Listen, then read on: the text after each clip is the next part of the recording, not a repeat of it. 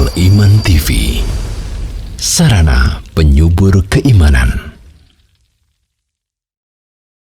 Assalamualaikum warahmatullahi wabarakatuh. Alhamdulillahi rabbil alamin. Wassalatu wassalamu al-atammanil akmalani ala al-mab'uthi rahmatan lil alamin. Nabiyyina Muhammadin wa ala alihi wa ashabihi wa man tabi'ahum bi ihsanin ila yaumiddin. Ikhwani fiddin, para hadirin sekalian kaum muslimin rahimani wa rahimakumullah. Alhamdulillah, pertama-tama marilah senantiasa kita tiada lupa untuk bersyukur kepada Allah Subhanahu wa taala atas nikmat demi nikmat yang masih Allah Subhanahu wa taala limpahkan kepada kita sekalian. Dan di antara nikmatnya yaitu nikmat taufik dan hidayah, sehingga kita pada pagi hari ini atau menjelang siang ini masih bisa meluangkan waktu kita, melangkahkan kaki kita dalam rangka untuk talabul ilm, menuntut ilmu agama yang merupakan salah satu ibadah yang mulia di sisi Allah Subhanahu wa taala. Dan kita bersyukur pula kepada Allah Subhanahu wa taala karena pada pagi hari ini di momen yang berbahagia ini kita kedatangan salah seorang ulama dari negeri Yordania, yaitu Syekh kita, Syekh Ali bin Hasan Al-Halabi hafizahullah, di mana beliau telah menempuh perjalanan yang sangat jauh, ya, kurang lebih sekitar 25 jam beliau baru nyampai, ya, kemarin atau semalam. Maka di sini beliau insya Allah akan membawakan kepada kita sekalian beberapa faidah yang mudah-mudahan bisa menjadi penerang dalam kehidupan kita, yaitu dengan judul Ats-Tsabatu 'alal Haq, teguh di atas kebenaran, dan sebab-sebab yang bisa menjadikan kita tetap teguh di atasnya. Namun sebelum kita akan memulai muhadharah bersama beliau, maka kita akan mendengarkan sambutan yaitu dari Wakil Ketua Sekolah Tinggi Agama Islam Ali bin Abi Thalib Surabaya, yaitu Ustadz kami Al-Ustadz Salim Ghanim hafizahullah, yang mana beliau adalah sebagai, ya, pembantu kedua urusan kurikulum di Sekolah Tinggi Agama Islam Ali bin Abi Thalib Surabaya. Maka langsung saja kepada beliau kami persilahkan, falyatafaddal masykuran ma'jura.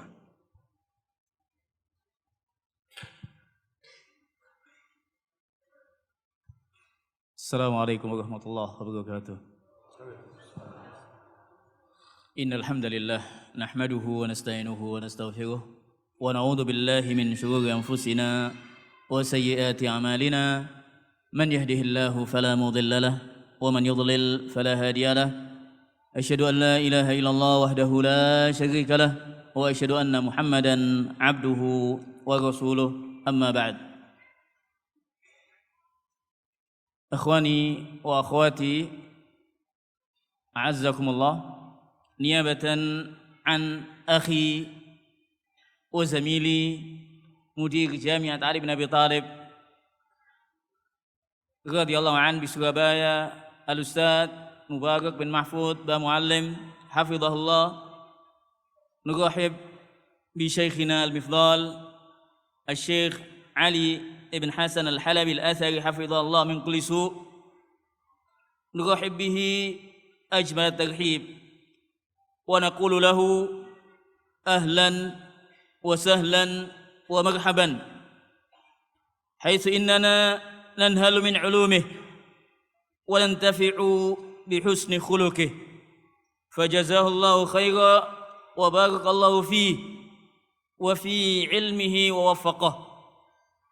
ثم نشكر الحضور وكذلك الإخوة القائمين على هذه الدورة، على هذه المحاضرة، والله أسأل أن يوفقنا جميعا إلى العلم النافع والعمل به، وأن يثبتنا على السنة ويختم لنا بحسن الخاتمة.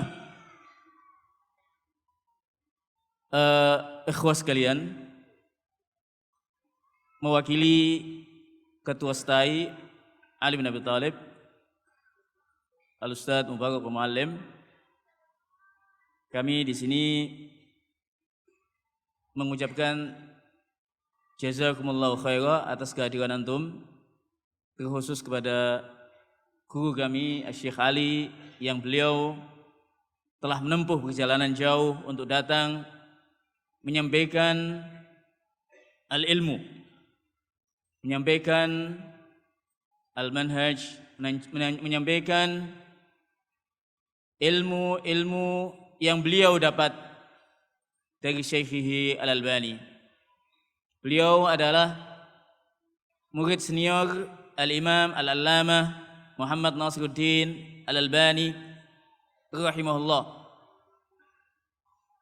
Beliau datang dalam rangka undangan Stay Ali bin Abi Thalib, dalam rangka pembekalan daurah ke-18 yang alhamdulillah pada kesempatan kali ini bisa bertatap muka dengan antum sekalian di Masjid Namirah ini, dan keberadaan beliau di sini insyaallah dalam rangka menyampaikan al-ilmu, sehingga hendaknya kita manfaatkan kesempatan dengan beliau ini. Hendaknya kita nastafid, hendaknya kita mencatat, karena ilmu adalah bagaikan buruan. Al-ilmu sayyidun wal kitabatu qayyiduh. Maka hendaknya kita mencatat apa yang akan beliau sampaikan dari nasihat-nasihat. Semoga apa yang beliau sampaikan kita dimudahkan oleh Allah Subhanahu wa taala untuk mengamalkannya. Kita dimudahkan oleh Allah Subhanahu wa taala untuk meningkatkan ketakwaan melalui ilmu yang beliau sampaikan. Dan yang terakhir, saya ucapkan terima kasih kepada Al-Lajnah, kepada panitia yang telah memfasilitasi kami, dan semoga amal antum semua insyaallah diterima di sisi Allah Subhanahu wa taala. Mungkin ini sedikit dari kami mewakili Stay Ali bin Abi Thalib, dan mohon maaf atas sesuatu yang tidak pas. Wallahu taala a'la wa a'lam. Assalamualaikum warahmatullahi wabarakatuh. Kami ucapkan jazakumullah khairan kepada guru kami Al-Ustadz Salim Ghanim Hafizahullah, dan langsung saja kita akan masuk ke inti acara kita pada siang hari ini, yaitu kita akan mendengarkan muhadharah atau ceramah ilmiah dari Fadilatul Syekh Ali bin Hasan Al-Halabi Hafizahullah. Kepada beliau falyatafaddal mashkuran ma'jura.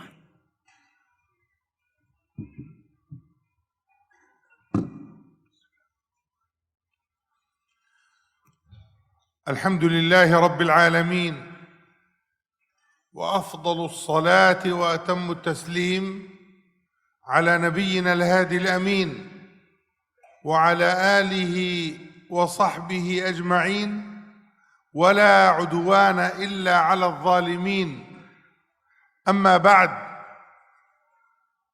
fa inni farihun masrurun bihadha al-liqa' at-tayyib في بيت من بيوت الله تبارك وتعالى نتواصى فيه بالحق والصبر والمرحمة، ونتذاكر فيه العلم الشرعي الذي هو من أعظم أسباب النجاة والنجاح.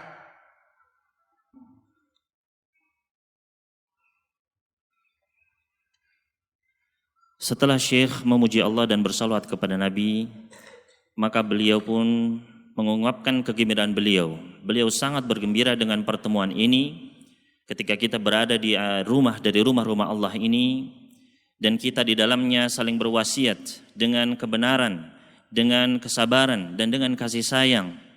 Dan kita akan mempelajari ilmu syar'i, yang mana ilmu syar'i ini merupakan sebab keselamatan baik di dunia maupun di akhirat kelak.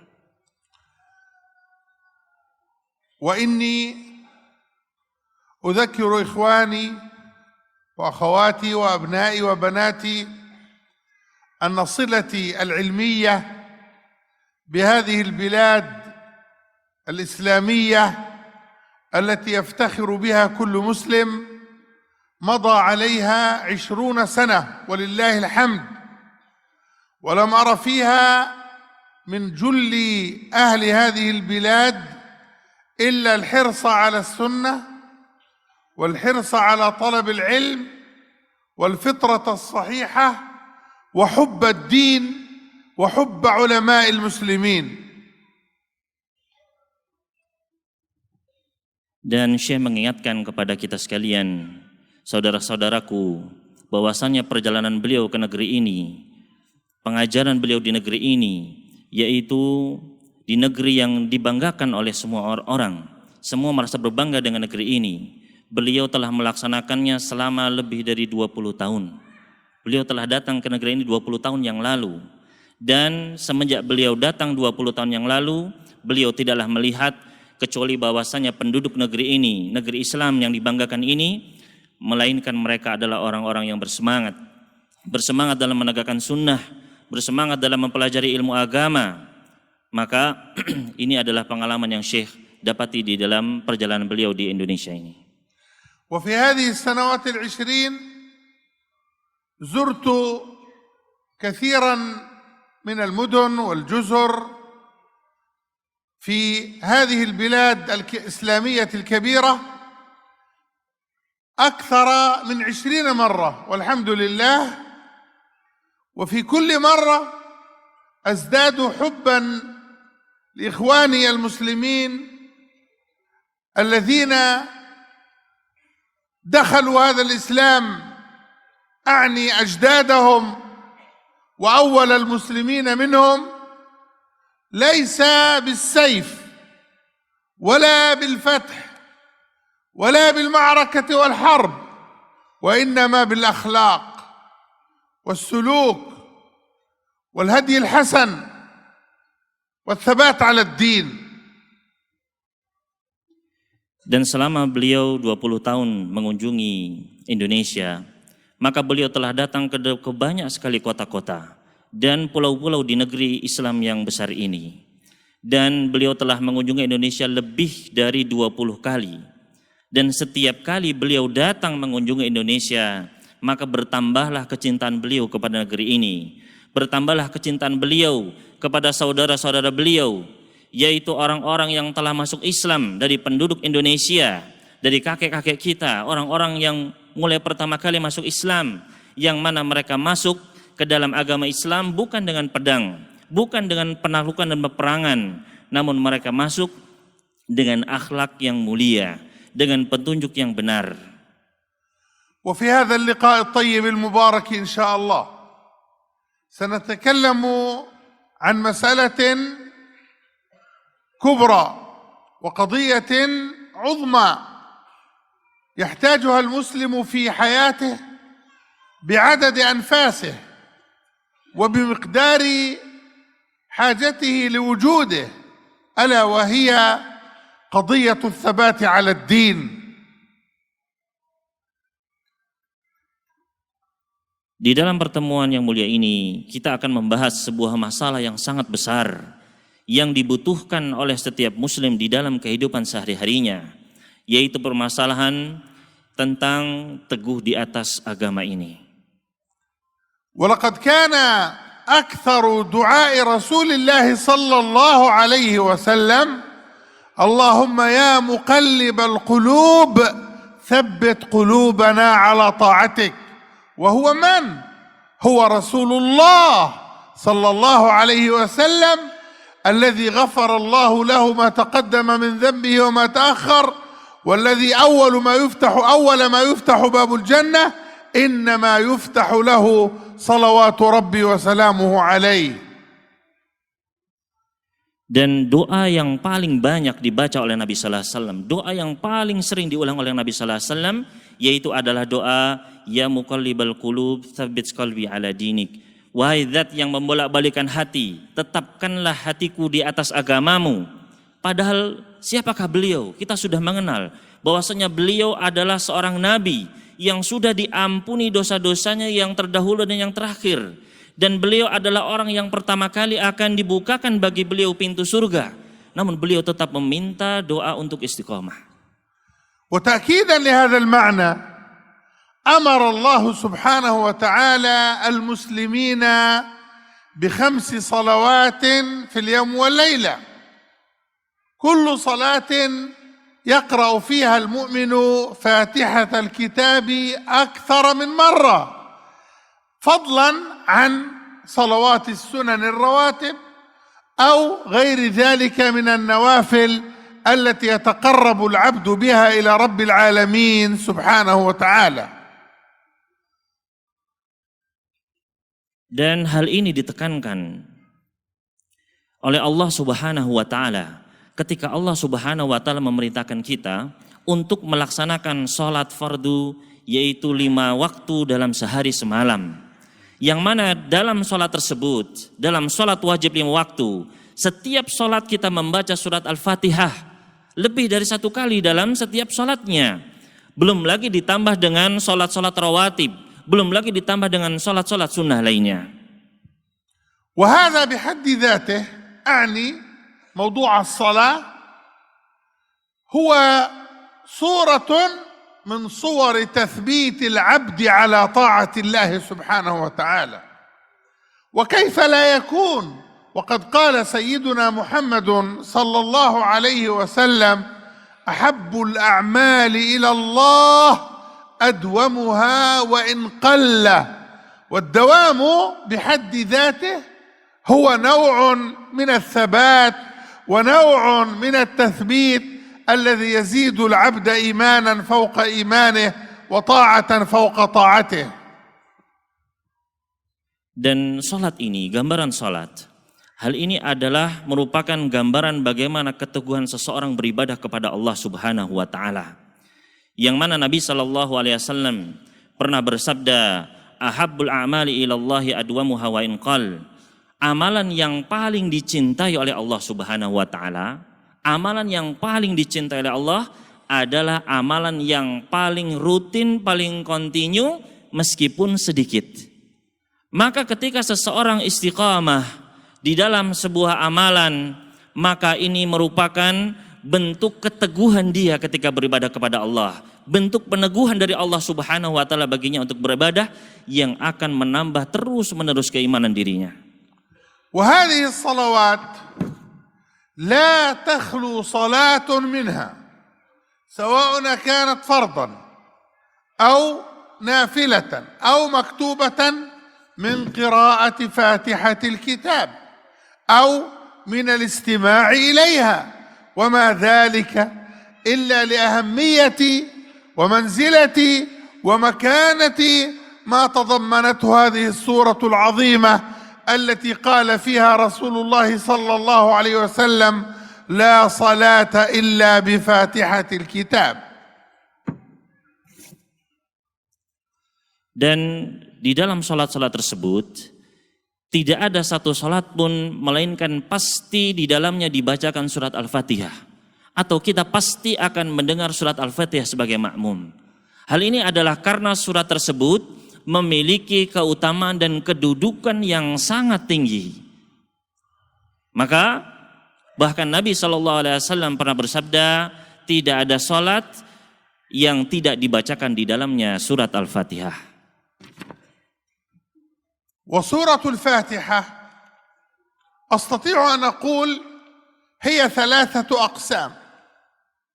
القسم الأول تمجيد للرب العظيم سبحانه وتعالى. الحمد لله رب العالمين الرحمن الرحيم مالك يوم الدين إياك نعبد وإياك نستعين. تعظيم واعتراف وإقرار أنك أيها العبد محتاج إلى هذا الإله الجليل في صفاته العظيمة الجليلة التي يقول فيها عن نفسه: ليس كمثله شيء وهو السميع البصير. Surat Al-Fatihah ini memiliki 3 bagian. Bagian yang pertama adalah Tamjidur Rabbil Azim, yaitu memuliakan Allah yang Maha Agung. Di mana kita di dalamnya membaca Alhamdulillahi Rabbil Alamin. Segala puji hanya bagi Allah Rabb semesta alam. Ar-Rahmanir Rahim, yang Maha Pengasih lagi Maha Penyayang. Malik yaumiddin, penguasa hari kiamat kelak. Iyyaka na'budu wa iyyaka nasta'in, dan hanya kepadanya lah kita beribadah dan hanya kepadanya kita memohon pertolongan. Di dalam ayat-ayat tersebut terdapat pengagungan kepada Allah Subhanahu wa taala, pengakuan kita sebagai seorang hamba bahwasanya kita membutuhkan Allah Subhanahu wa taala. Kita tidak lepas dari Allah Subhanahu wa taala yang maha mulia dalam sifat-sifatnya. Dan Allah Subhanahu wa taala menjelaskan bahwasanya laisa kamitslihi syai'un wa huwas samiul basir, tidak ada yang serupa dengannya dan dialah Allah yang maha mendengar lagi maha melihat. أما القسم الثاني من الفاتحة فهو دعاء الله عز وجل أن يهديك أيها المسلم صراطه المستقيم وطريقه القويم، وهذا في الحقيقة هو لب الفاتحة وسرها ومكمن عظمتها وجمالها، وهو أن يهدي الله عز وجل عباده إلى صراطه المستقيم. Bagian yang kedua yaitu adalah berisi doa, permintaan kepada Allah Subhanahu wa taala agar memberikan petunjuk kepada kita menuju jalan yang lurus, jalan yang benar. Dan bagian ini adalah inti dan rahasia dari surat Al-Fatihah yang terkandung di dalamnya keindahan dari surat tersebut. وأما القسم الثالث من الفاتحة فهو وصف وتوصيف لهذا الدعاء الذي قلنا هو لب الفاتحة. فأنت عندما تقول اهدنا الصراط المستقيم يعرفك الله عز وجل ما هو هذا الصراط وما معناه وما معالمه، فتقول اهدنا الصراط المستقيم صراط الذين أنعمت عليهم. أنعمت عليهم ممن؟ من النبيين والصديقين والشهداء والصالحين وحسن أولئك رفيقا، غير المغضوب عليهم والضالين من كل أنواع المشركين والمنحرفين في من قبل ومن بعد إلى يوم الدين. وقد ورد عن النبي عليه الصلاة والسلام تفسير هذه الآية غير المغضوب عليهم ولا الضالين بأنهم اليهود والنصارى. لذلك المؤمن هو في دعوته كما قال الله عز وجل وكذلك جعلناكم أمة وسطا لتكونوا شهداء على الناس ويكون الرسول عليكم شهيدا. Bagian yang ketiga yaitu adalah sifat penjelasan bagi doa yang kita minta tadi. Ketika kita meminta ihdinas siratal mustaqim, ya Allah berikanlah kami petunjuk menuju jalan yang lurus, maka kita meminta gambaran seperti apakah jalan tersebut, apakah tanda-tandanya, apakah maknanya. Maka Allah Subhanahu wa taala menjelaskan siratal ladzina an'amta alaihim, yaitu jalannya orang-orang yang telah Engkau beri nikmat kepada mereka dari para nabi, para siddiqin, para syuhada dan orang-orang saleh. Dan ghairil maghdubi alaihim waladdallin, dan bukan jalannya orang-orang yang dimurkai dari orang-orang kufar, orang-orang musyrikin yang sebelumnya. Dan tafsir dari ayat tersebut, siapakah orang-orang yang dimurkai oleh Allah Subhanahu wa taala, orang-orang yang sesat, yaitu mereka adalah orang-orang Yahudi dan Nasrani. Maka hendaknya seorang mukmin meminta doa tersebut sebagaimana Allah Subhanahu wa taala menjelaskan di dalam firman-Nya, dan demikianlah kami jadikan kalian sebagai umat yang pertengahan agar kalian menjadi saksi dan Rasul menjadi saksi bagi kalian. وهذه الهداية التي يتطلبها المسلم من ربه سبحانه وتعالى ويدعوه إياها آناء الليل وأطراف النهار هي هدايتان ولها نوعان. أما الهداية الأولى فهي الهداية إلى الطريق أي إلى الإسلام، فالهداية إلى الإسلام هي أعظم هداية، ومن أحسن ممن دعا إلى الله وعمل صالحا وقال إنني من المسلمين إن الدين عند الله الإسلام ومن يبتغي غير الإسلام دينا فلن يقبل منه وهو في الآخرة من الخاسرين. إذن الهداية الأولى هي الهداية إلى الإسلام، وأما الهداية الثانية فهي الهداية في الطريق. الهداية الأولى الهداية إلى الطريق، الهداية الثانية الهداية في الطريق وهي السنة. فالعبد الذي يهديه الله عز وجل إلى الإسلام ويهديه إلى السنة من بين أهل الإسلام فهو العبد السعيد الموفق الذي أراد الله تعالى له الخير في الدين والدنيا. والنبي عليه الصلاة والسلام يقول: وستفترق أمتي على 70 فرقة كلها في النار إلا واحدة. قالوا: ما هي يا رسول الله؟ فقال صلى الله عليه وسلم: هي التي على مثل ما أنا عليه اليوم وأصحابي. Hidayah yang kita minta ini kepada Allah Subhanahu wa Ta'ala, yang senantiasa kita minta baik siang maupun malam hari, maka hidayah ini terbagi menjadi 2 macam.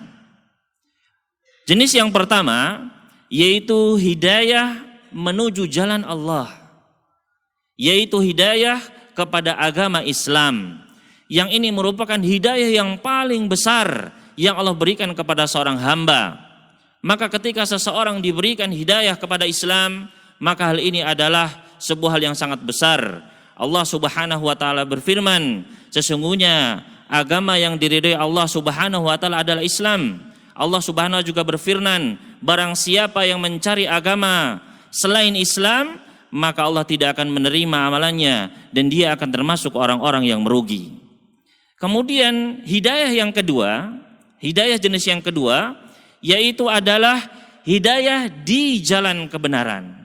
Kalau tadi hidayah menuju jalan Allah, menuju jalan kebenaran, maka yang kedua adalah hidayah di jalan Allah, yaitu seseorang diberikan petunjuk kepada sunnah, kepada sunnah-sunnah Rasul SAW.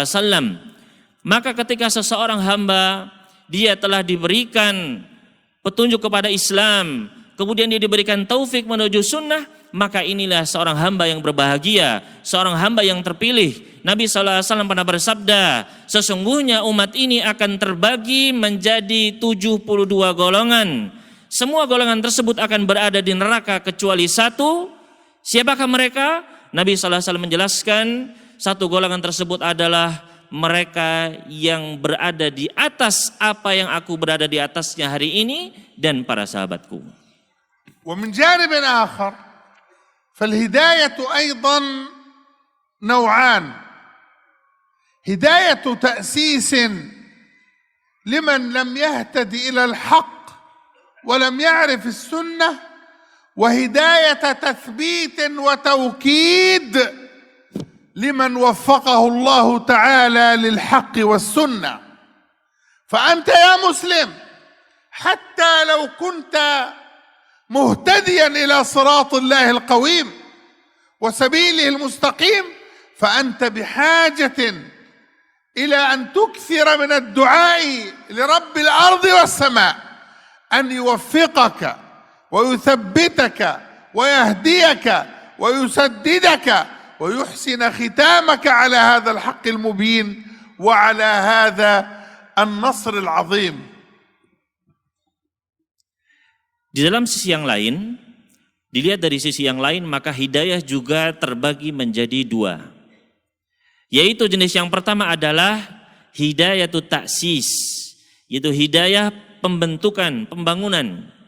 Yaitu hidayah bagi orang-orang yang masih jauh dari jalan kebenaran, masih belum mengetahui jalan kebenaran, masih belum mengenal sunnah-sunnah Nabi. Hidayah jenis yang kedua adalah hidayah taukid, yaitu penekanan, yaitu bagi orang-orang yang sudah mengetahui jalan kebenaran, sudah mengenal sunnah Nabi SAW. Maka ketika kita sudah mengetahui jalan kebenaran, kita sudah berada di atas kebenaran, maka hendaknya kita terus menerus minta kepada Allah Subhanahu wa taala. Hendaknya kita terus meminta hidayah untuk ditetapkan di atas kebenaran, untuk diteguhkan, untuk selalu diarahkan dan dibenarkan di atas kebenaran. Karena kita tidak mungkin lepas dari pertolongan Allah Subhanahu wa taala.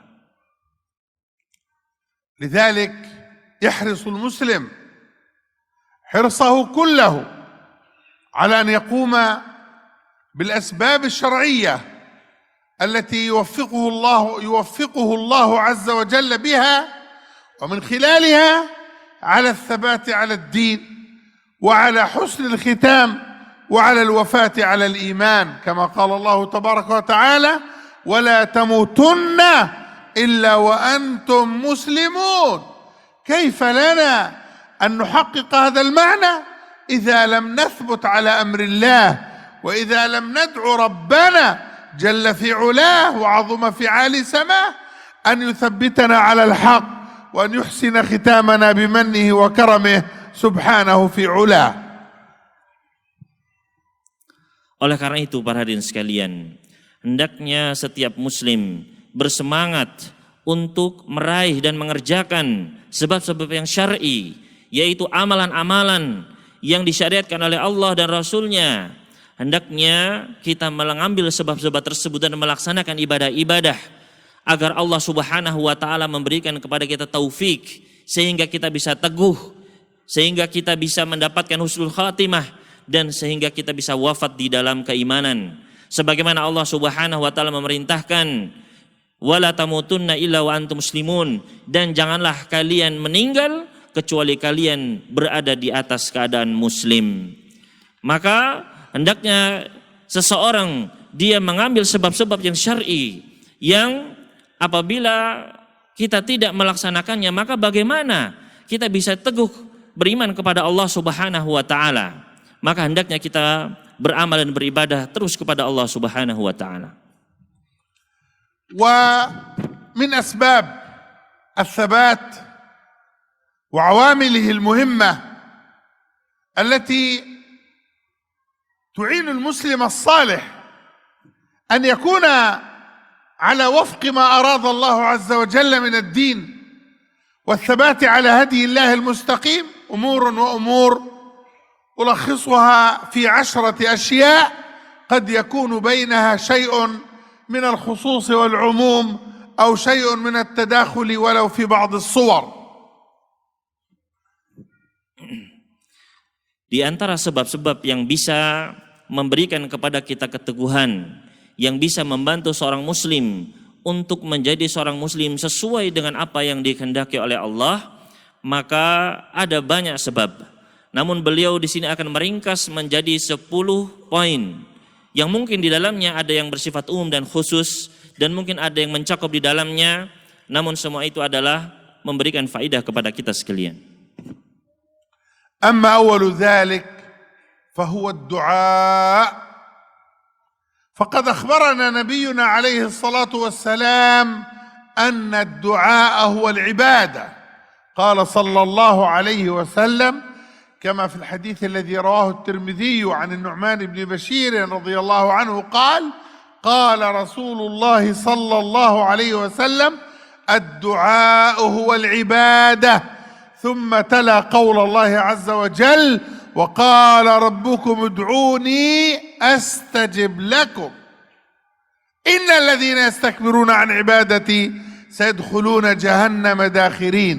فبدأ بذكر الدعاء مبينا أن الاستكبار عن الدعاء هو استكبار عن العبادة، وهذا بيان جليل لأهمية الدعاء في شخصية المسلم وفي تثبيته على أمر الله عز وجل.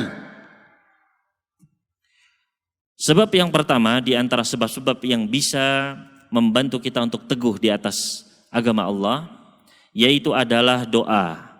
Nabi SAW pernah mengabarkan kepada kita bahwasanya doa adalah ibadah, yaitu di dalam hadis yang diriwayatkan oleh Al-Imam At-Tirmizi dari sahabat Nu'man bin Bashir, bahwasanya Nabi SAW pernah bersabda, doa adalah ibadah Kemudian beliau membacakan firman Allah Subhanahu wa taala, dan Rabb kalian memberitahukan kepada kalian, berdoalah kalian kepadaku, maka aku akan menjawab doa-doa kalian. Sesungguhnya orang-orang yang sombong dari beribadah kepadaku, maka mereka akan masuk ke dalam neraka jahanam dengan hina dina. Maka Allah Subhanahu wa taala menyebutkan di dalam ayat tersebut bahwasanya orang yang sombong, orang yang enggan untuk berdoa, maka dia sama saja orang yang tidak mau beribadah kepada Allah. Maka doa adalah sebab yang paling besar dalam kehidupan seseorang agar bisa teguh di jalan Allah. والدعاء من حيث الجملة نوعان. النوع الأول دعاء بالعموم، بمعنى أن تدعو الله عز وجل في شأنك كله، سواء ما يتعلق بدينك أو ما يتعلق بدنياك، سواء فيما يتعلق بصحتك أو نفسك أو أسرتك أو بيتك أو غير هذا وذاك من شؤون الدنيا. Doa secara umum ada dua jenis. Jenis yang pertama yaitu berdoa dengan hal-hal yang umum, yaitu doa kepada Allah mencakup semua urusan kehidupan kita, baik itu masalah agama ataupun dunia, baik itu masalah kesehatan atau jiwa kita atau keluarga kita ataupun rumah tangga kita. Wa amma naw'u tsani fahuwa ad-du'a bil-khusus. Ad-du'a bil-khusus wa huwa du'a Allah ta'ala ats-tsabat 'ala al-amr wal-istiqamah 'ala ad-din wa husn al-khitam wal-wafat 'ala al-iman. Faqad dhakarna أنه عليه الصلاة والسلام كان أكثر دعائه اللهم يا مقلب القلوب والأبصار ثبت قلوبنا على طاعتك. والرسول عليه الصلاة والسلام كان يقول يا مقلب القلوب ثبت قلوبنا على طاعتك. ويقول عليه الصلاة والسلام إنما الأعمال بالخواتيم. Dan jenis yang kedua yaitu adalah doa khusus. Yaitu doa khusus adalah kita berdoa kepada Allah meminta keteguhan di atas agama Allah agar kita mendapatkan penutup yang baik, husnul khatimah, dan kita wafat di atas keimanan. Nabi sallallahu alaihi wasallam beliau pernah berdoa, wahai zat yang membolak-balikkan hati, tetapkanlah hati kami di atas ketaatan kepadamu. Wahai zat yang membolak-balikkan hati, tetapkanlah hati kami di atas ketaatan kepadamu. Nabi sallallahu alaihi wasallam juga pernah bersabda, sesungguhnya amalan-amalan itu, semua amalan itu tergantung dari penutupnya, tergantung dari keteguhan kita hingga akhir amal tersebut. ولنتأمل هذه الآية أيها الإخوة والأخوات. يقول الله عز وجل وإذا سألك عبادي عني فإني قريب أجيب دعوة الداعي إذا دعان فليستجيبوا لي وليؤمنوا بي لعلهم يرشدون. لعلهم يرشدون أي لعلهم يكونون أصحاب رشد وثبات واستقامة على دين الله عز وجل. Mari hendaknya kita memikirkan ayat yang mulia ini, yaitu Allah Subhanahu wa taala berfirman, fa idza sa'alaka ibadi anni, apabila hambaku bertanya kepadamu tentang diriku, maka jawablah bahwasanya aku adalah dekat. Aku akan menjawab doa orang-orang yang meminta kepadaku agar mereka mendapatkan petunjuk. Maka di dalam ayat tersebut Allah Subhanahu wa taala menjamin bahwasanya orang-orang yang berdoa maka dia akan mendapatkan petunjuk. Maka doa adalah sebab untuk mendapatkan keteguhan dan petunjuk dari Allah Subhanahu wa taala. وهذه الآية أريد أن أنبه فيها على فائدتين في علم التفسير. أما الفائدة الأولى فهي قوله تعالى وإذا سألك عبادي عني فإني قريب. مع أن الأسئلة التي وجهت للنبي عليه الصلاة والسلام وذكرها القرآن كثيرة. يسألونك عن الأهلة، يسألونك عن الأنفال، يسألونك عن المحيض، يسألونك عن الساعة. وفي كل مرة ماذا يقول الله عز وجل؟ يسألونك قل، يسألونك قل. إلا هنا ماذا قال؟ قال وإذا سألك عبادي عني فإني قريب. لم يقل قل إني قريب. لماذا؟ لأن الصلة بين العبد والرب صلة مباشرة. يا غلام إني أعلمك كلمات اسأل الله تجده تجاهك. إذا استعنت فاستعن بالله، وإذا سألت فاسأل الله. ليس بين العبد والرب وسيلة إلا وسيلة تبليغ الرسالة من الرسل الكرام. بلغ ما أنزل إليك من ربك. أما الصلة التي هي صلة العبادة والدعاء فهي من العبد إلى الرب مباشرة، والجزاء والعطاء من الرب إلى العبد مباشرة، بخلاف الكثيرين من الذين لم يعرفوا حقيقة التوحيد فاتخذوا الأنبياء والرسل والصالحين والأولياء وسيلة من دون الله، يسألونهم أكثر مما يسألون الله، ويدعونهم أكثر مما يدعون الله، ويعظمونهم بما يكاد يكون أكثر مما يعظمون الله. فلنحمد الله عز وجل على نعمة التوحيد وعلى نعمة السنة، وأكرم بهما من نعمة.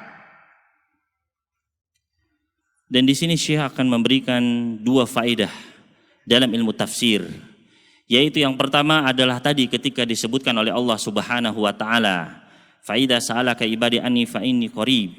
Apabila ada di antara hambaku yang bertanya tentangku kepadamu, maka jawablah aku adalah dekat. Pertanyaan ini adalah ditujukan kepada Nabi alaihi salatu wassalam, dan banyak sekali pertanyaan yang diajukan kepada Nabi sallallahu alaihi wasallam disebutkan di dalam Al-Qur'anul Karim. Beliau ditanya tentang ahillah, tentang bulan. Beliau juga ditanya tentang anfal. Beliau ditanya juga tentang haid, ya. Beliau juga ditanya tentang hari kiamat. Namun apakah jawaban yang diberikan oleh Allah Subhanahu wa taala? Qul, katakanlah wahai Muhammad. Setiap pertanyaan dijawab dengan perintah, katakanlah begini wahai Muhammad. Kecuali di dalam ayat tadi, ketika Allah Subhanahu wa taala menyebutkan kepada Nabi sallallahu alaihi wasallam, apabila ada hambaku yang bertanya tentang aku kepadamu, maka di sini tidak diucapkan katakanlah wahai Muhammad, tidak. Namun Allah menjawab bahwasannya aku adalah dekat.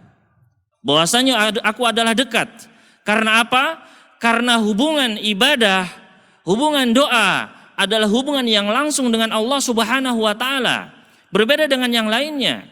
Ketika dalam hal yang lain Nabi sallallahu alaihi wasallam diperintahkan untuk menyampaikan tabligh, maka tidak langsung. Akan tetapi dalam masalah ibadah, maka hubungannya adalah langsung antara hamba dengan Rabb-nya. Hubungan langsung, amalan dan ganjaran dari Allah Subhanahu wa taala. Nabi sallallahu alaihi wasallam pernah berkata, wahai gulam, apabila engkau minta, maka mintalah kepada Allah, engkau langsung akan mendapati Allah di hadapanmu. Maka hubungannya adalah langsung, ibadah dan doa hubungannya langsung kepada Allah Subhanahu wa taala.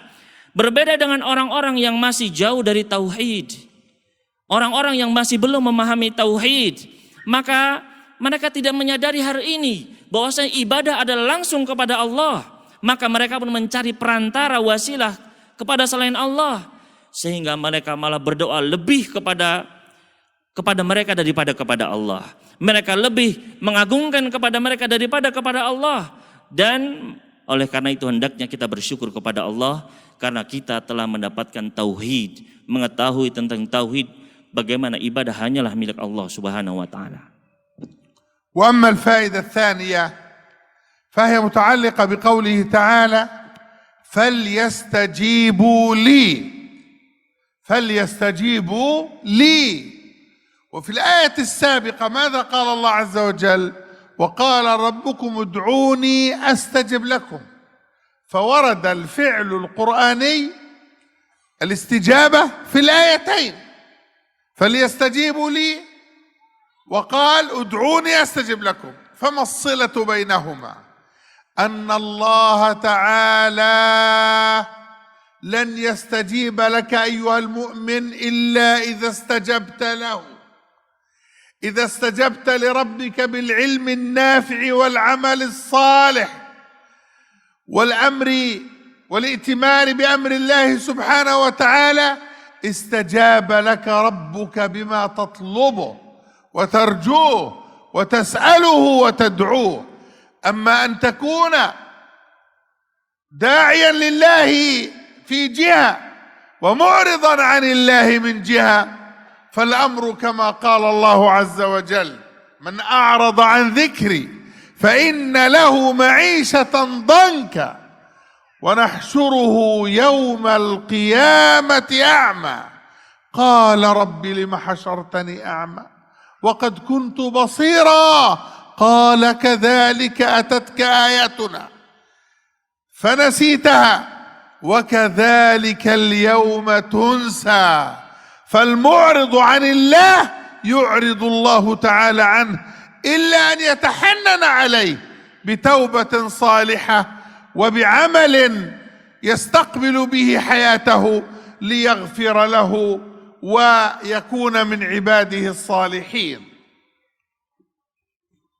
Faidah yang kedua, yaitu di ayat sebelumnya Allah Subhanahu wa taala menyebutkan, atau setelah ayat tadi, falyastajibu li wal yu'minu bi, hendaknya mereka menjawab bagiku.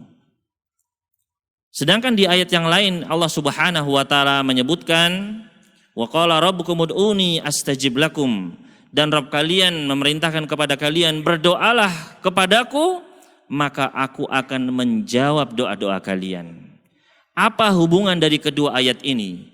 Di ayat yang pertama tadi falyastajibu, maka jawablah aku, kata Allah Subhanahu wa taala. Di ayat yang kedua, berdoalah kepadaku, aku akan jawab doa kalian. Apakah hubungannya? Allah Subhanahu wa taala hubungannya adalah bahwasanya Allah tidak akan menjawab doa seorang hamba kecuali apabila kita telah menjawab perintah-perintah Allah. Kecuali dengan kita berilmu dan melaksanakan amal saleh, dengan kita melaksanakan perintah-perintah Allah dan segala ketaatan kepadanya, maka Allah akan memberikan segala apa yang kita minta. Allah akan memberikan apa saja yang kita mohon kepadanya. Maka ketika di satu sisi kita meminta, kita berdoa, tapi di sisi lain justru kita berpaling, kita enggan, kita menolak, kita bermaksiat, maka saat itu Allah Subhanahu wa taala tidak akan menjawab doa kita. Oleh karena itu hendaknya Allah Subhanahu wa taala bahkan menggambarkan bahwasanya orang-orang yang berpaling darinya di dalam firman-Nya, wa man a'rada an dzikri, dan barang siapa yang berpaling dari peringatanku, maka baginya mendapatkan kehidupan yang sempit, dan di hari kiamat kelak dia akan dibangkitkan dalam keadaan buta. Dia berkata, wahai Rabbku, kenapa engkau membangkitkanku dalam keadaan buta, padahal dulu ketika di dunia saya bisa melihat? Maka Allah menjawab, begitulah telah datang kepadamu ayat-ayat kami, namun engkau melupakannya, engkau meremehkannya. Begitu pula pada hari ini kalian dilupakan. Oleh karena itu seseorang yang berpaling dari peringatan Allah Subhanahu wa taala, hendaknya dia segera menghapusnya dengan taubat, dengan amal-amal saleh yang bisa mendatangkan ampunan dari Allah Subhanahu wa taala. أما السبب الثاني أيها الإخوة والأخوات من أسباب الثبات على الطاعات وحسن الختام والوفاة على الإيمان فهو اتباع السنة الصحيحة والحرص عليها والدعوة إليها. فالله سبحانه وتعالى يقول: لقد كان لكم في رسول الله أسوة حسنة لمن كان يرجو الله واليوم الآخر. والله سبحانه وتعالى يقول في نبيه عليه الصلاة والسلام: وإن تطيعوه تهتدوا. ولنتذكر الآية الأولى، آية الهداية، اهدنا الصراط المستقيم، لنعرف من ضمن ما يجب أن نعرفه أن هداية الله صراطه المستقيم لا يمكن أن تكون إلا عن طريق اتباع الرسول عليه الصلاة والسلام وطاعته، وهذا نص الآية الكريمة. فيا من أردت أن تكون من الثابتين وأن يوفقك الله لهذا الثبات بالحق على الحق إلى الحق، اتبع سنة نبيك عليه الصلاة والسلام، ولو خالفت العادات والتقاليد والأهواء والناس أجمعين، كما قال النبي عليه الصلاة والسلام: والذي نفسي بيده لا يؤمن أحدكم حتى أكون أحب إليه من نفسه وولده ووالده والناس أجمعين. Adapun sebab yang kedua yang bisa menjadikan seseorang teguh di atas agama ini, mendapatkan husnul khatimah dan wafat di atas keimanan, sebab yang kedua yaitu adalah mengikuti sunnah Nabi dan bersemangat di atas sunnah Rasul sallallahu alaihi wasallam dan berdakwah mengajak manusia kepadanya. Allah Subhanahu wa taala telah berfirman, "Laqad kana lakum fi Rasulillahi uswatun hasanah liman kana yarjullaha wal yawmal akhir wa dzakarallaha katsira." Yaitu telah ada bagi kalian di dalam diri Rasulullah sallallahu alaihi wasallam suri tauladan yang baik bagi mereka yang mengharapkan perjumpaan dengan Allah dan hari akhir. Allah Subhanahu wa taala juga berfirman, "Wa in tuti'uhu tahtadu," apabila kalian mengikuti dia, mengikuti Rasul sallallahu alaihi wasallam, maka kalian akan mendapatkan petunjuk.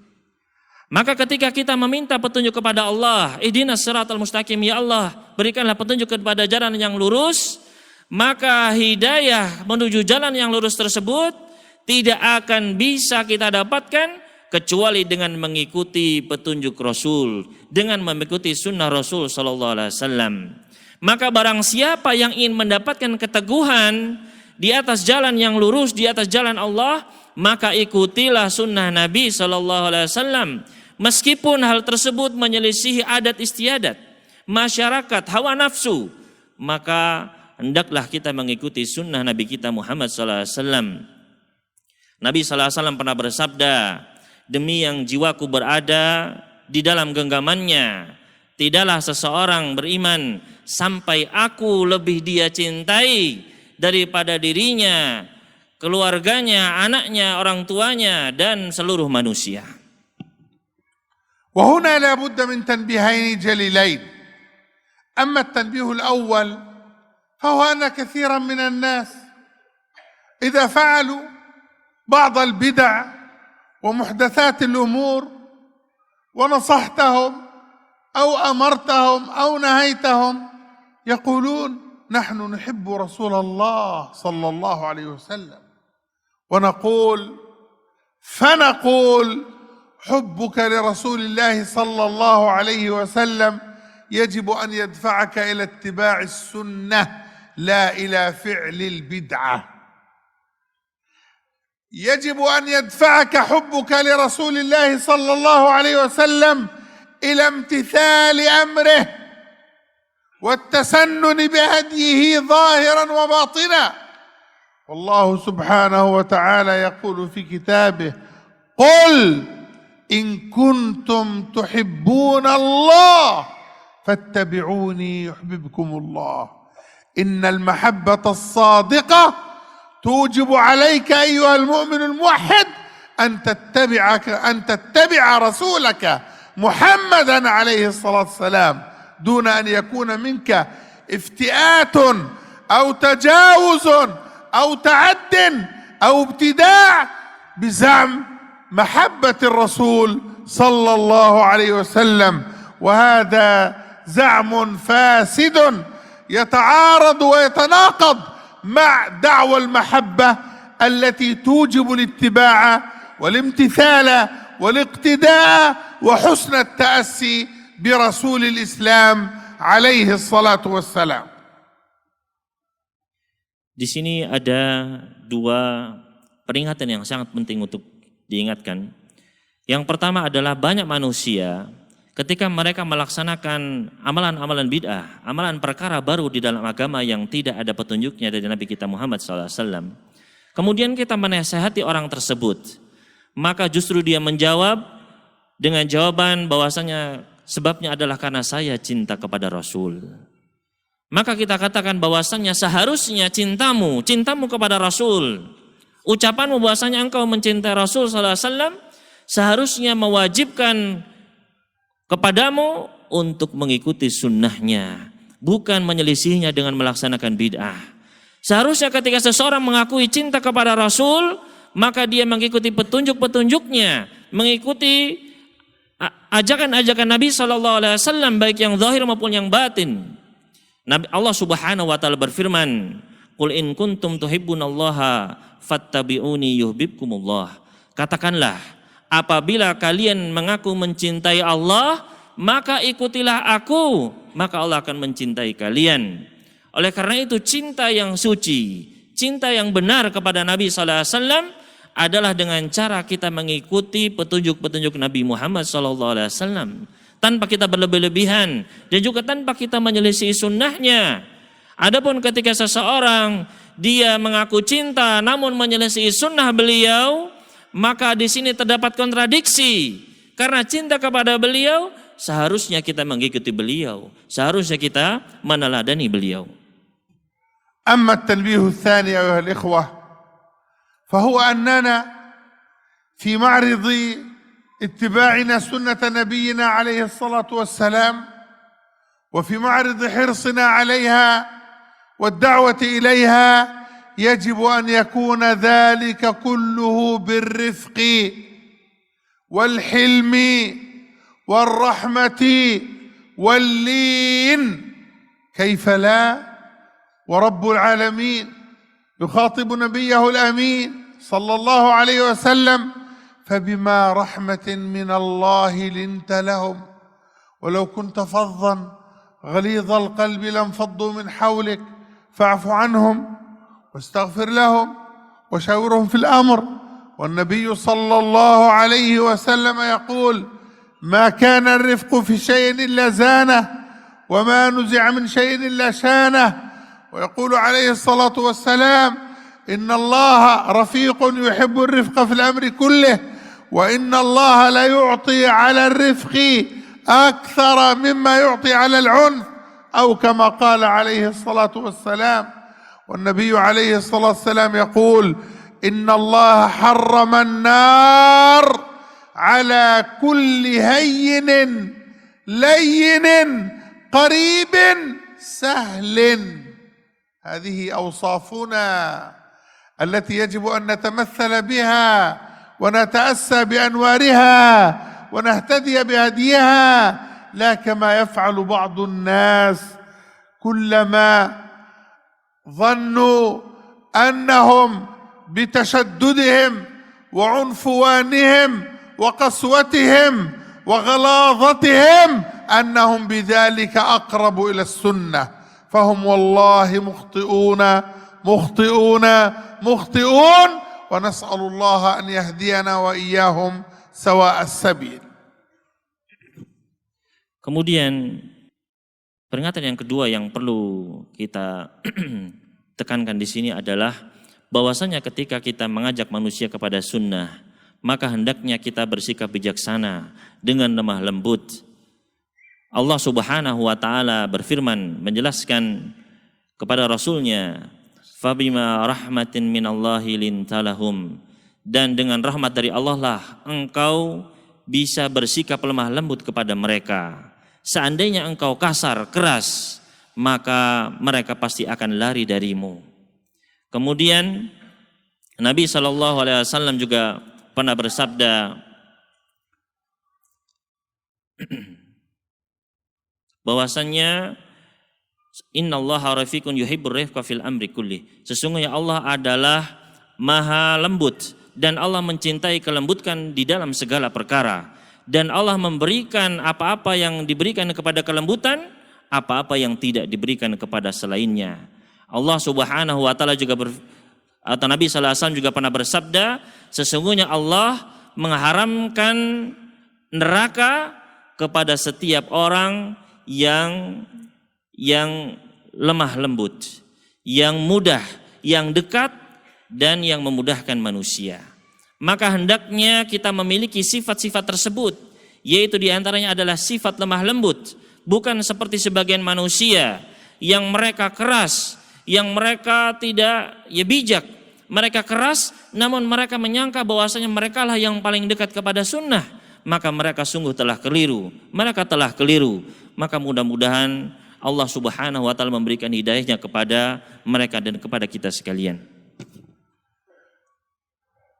أما السبب الثالث أيها الإخوة في الله فهو العلم النافع والعمل الصالح. العلم النافع والعمل الصالح، بل أقول لا يوجد عمل صالح على الحقيقة إلا بالعلم النافع. وقد بوب الإمام البخاري في صحيحه في كتاب العلم في الأحاديث الأولى من صحيحه قال: باب العلم قبل القول والعمل. ثم ذكر قول الله تعالى: فاعلم أنه لا إله إلا هو فاستغفر لذنبك. فاعلم أنه لا إله إلا الله واستغفر لذنبك. قال: فبدأ بالعلم قبل القول والعمل. فبدأ بالعلم قبل القول والعمل. وأول حديث من صحيح الإمام البخاري هو حديث عمر عن النبي صلى الله عليه وسلم قال: إنما الأعمال بالنيات. قال الحافظ ابن حجر: وفي هذا دليل على أهمية العلم وأنه سابق للعمل، فلا تتمحض لك النية إلا بالعلم. لا يمكن أن تقوم بعمل إلا بالنية، ولا يمكن أن تتحقق لك النية على معناها الصحيح إلا بالعلم بها والمعرفة لهديها وأحكامها. Kemudian sebab yang kedua, yang ketiga di antara sebab-sebab yang bisa menjadikan seseorang teguh di atas agama Allah, yaitu adalah ilmu yang bermanfaat dan amal saleh. Ilmu yang bermanfaat dan amal saleh. Tidak ada amal saleh, tidak ada satupun amal saleh kecuali dengan ilmu yang bermanfaat. Hal ini dijelaskan oleh Al-Imam Al-Bukhari di dalam sahihnya, yaitu beliau mencantumkan sebuah bab yang berjudul Babul Ilmi Qablal Qawli wal Amal. Bab ilmu dahulu sebelum berucap dan berbuat. Bab ilmu sebelum berucap dan berbuat. Maka kemudian Al-Imam Al-Bukhari di antara dalil-dalil dari bab tersebut, yang pertama beliau membawakan firman Allah Subhanahu wa taala, fa'lam annahu la ilaha illallah wastaghfir lidzanbika. Ketahuilah bahwasannya tidak ada ilah yang berhak disembah kecuali Allah, dan maka beristighfarlah, mohonlah ampun atas dosa-dosamu. Maka di dalam bab tersebut atau dalam ayat tersebut Allah memulai dengan fa'lam, ilmu dahulu sebelum beristighfar, sebelum berbuat, berucap.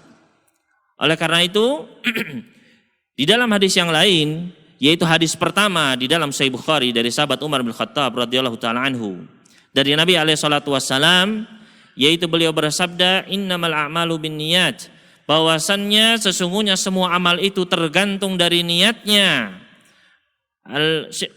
Al-Imam Ibnu Hajar beliau menjelaskan di dalam hadis tersebut terdapat dalil tentang pentingnya ilmu, keutamaan ilmu.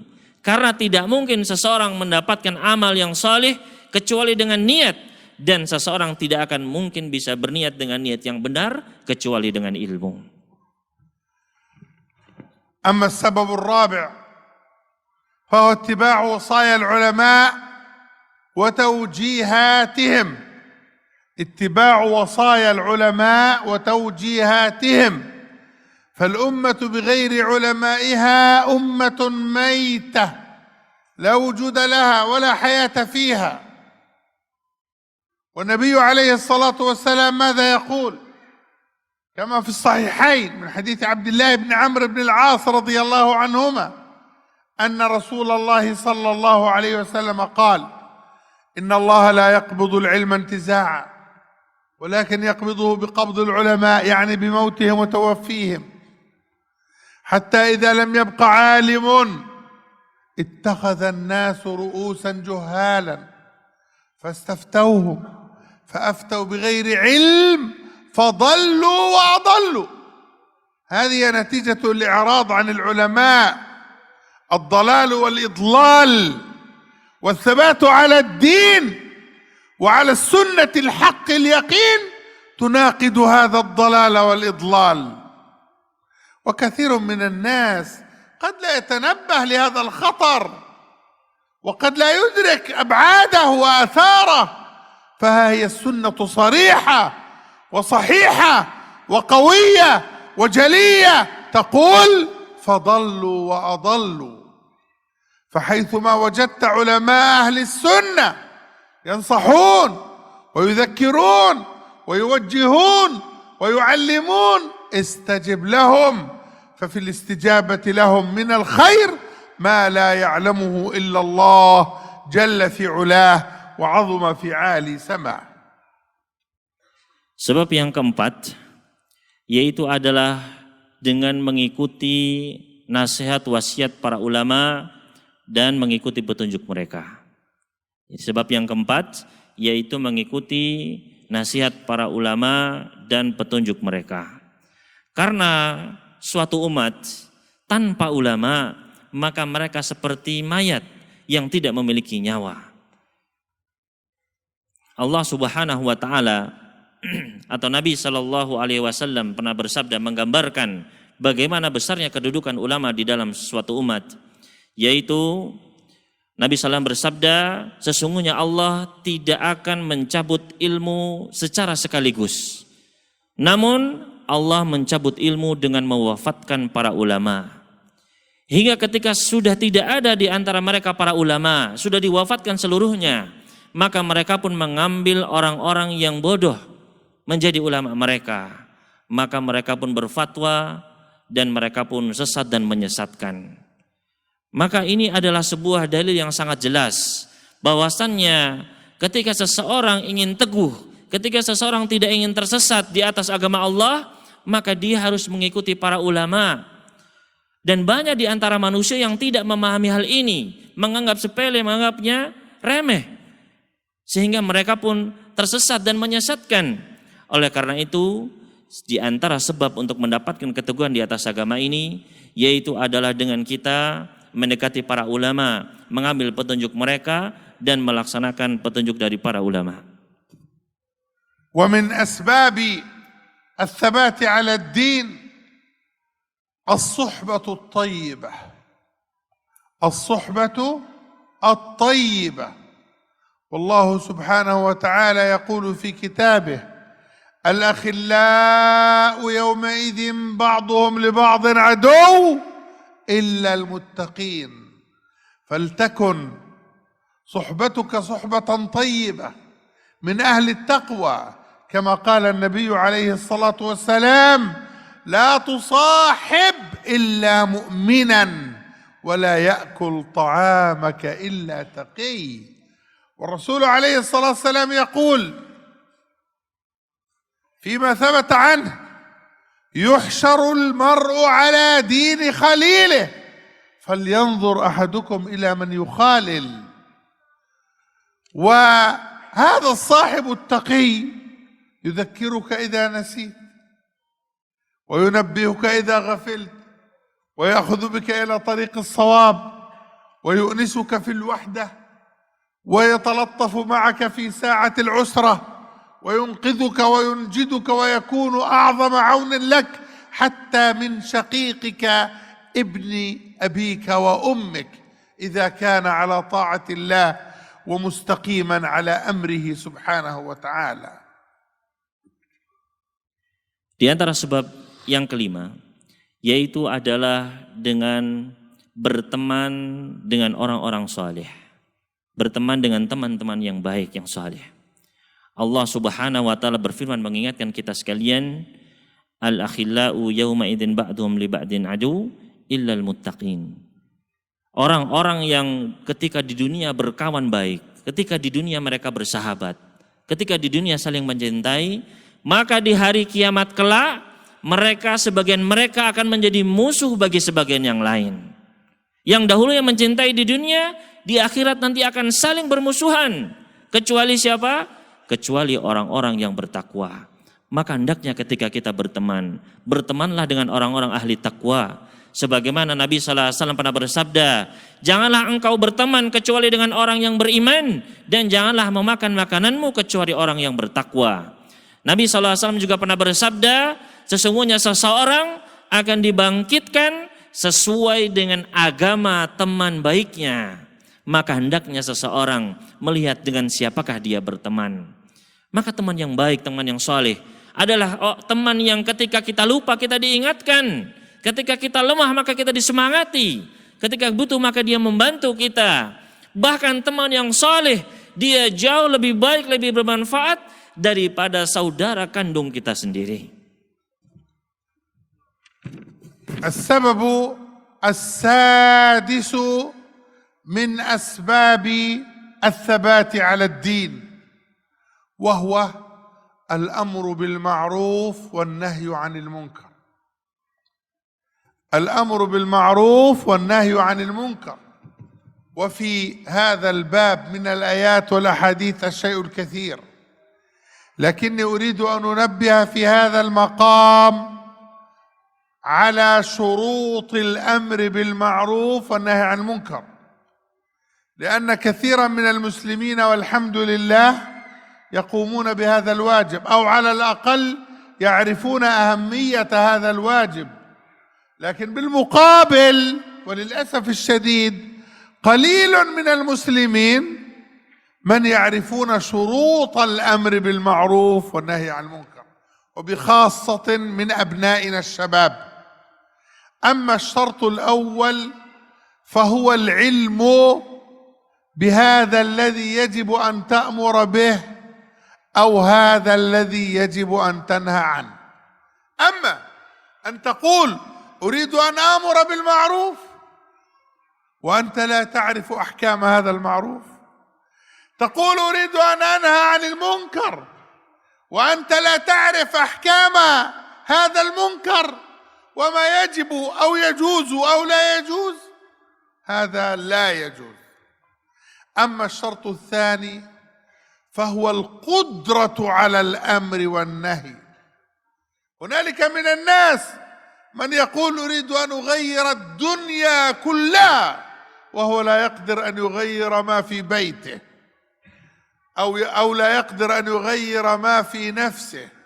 لذلك الرسول عليه الصلاة والسلام كم مكث في مكة والمشركون هم الغلبة والأصنام متناثرة في كل مكان، وهو والصحابة الكرام في ضعف.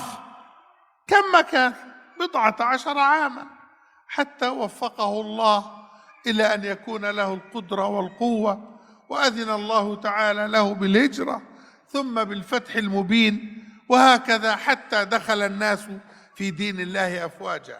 لذلك لا بد من القدرة في ضبط أمور النهي والأمر على وجه الصحيح.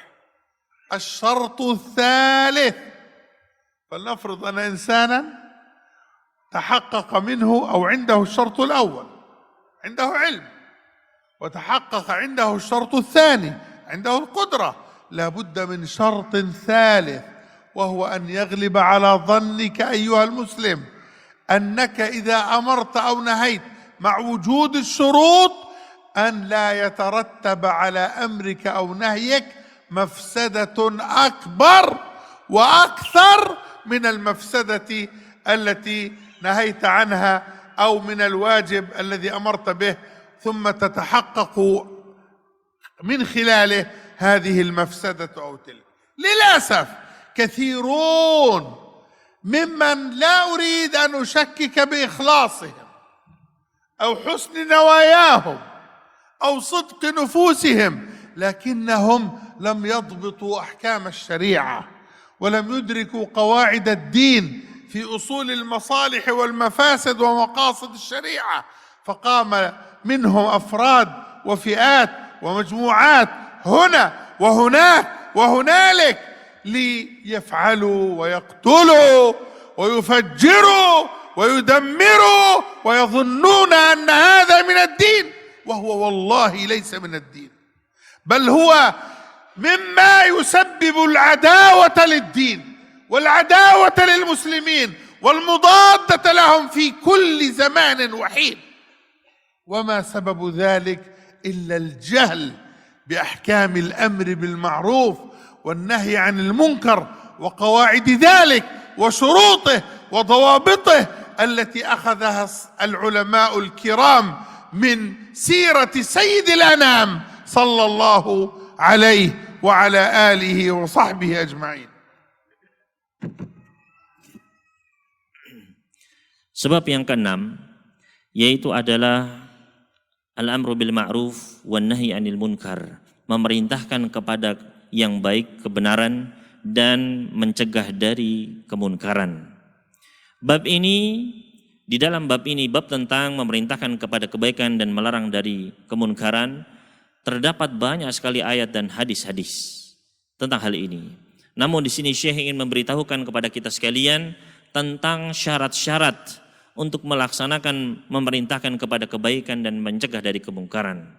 Karena banyak orang yang ingin atau melakukan memerintahkan kepada kebaikan dan mencegah dari kemungkaran. Banyak orang yang sudah mengetahui keutamaannya, namun tidak sedikit di antara mereka yang tidak mengetahui syarat-syarat untuk melaksanakan amal yang satu ini. Maka syarat dalam melaksanakan amar ma'ruf nahi munkar yang pertama adalah yaitu dengan ilmu. Yaitu kita harus mengilmui tentang hal yang ingin kita perintahkan dan hal yang ingin kita larang seseorang darinya. Maka kita harus mengetahui hal tersebut. Ketika kita ingin memerintahkan, maka kita harus mengetahui apakah betul hal tersebut diperintahkan oleh Allah dan Rasul-Nya.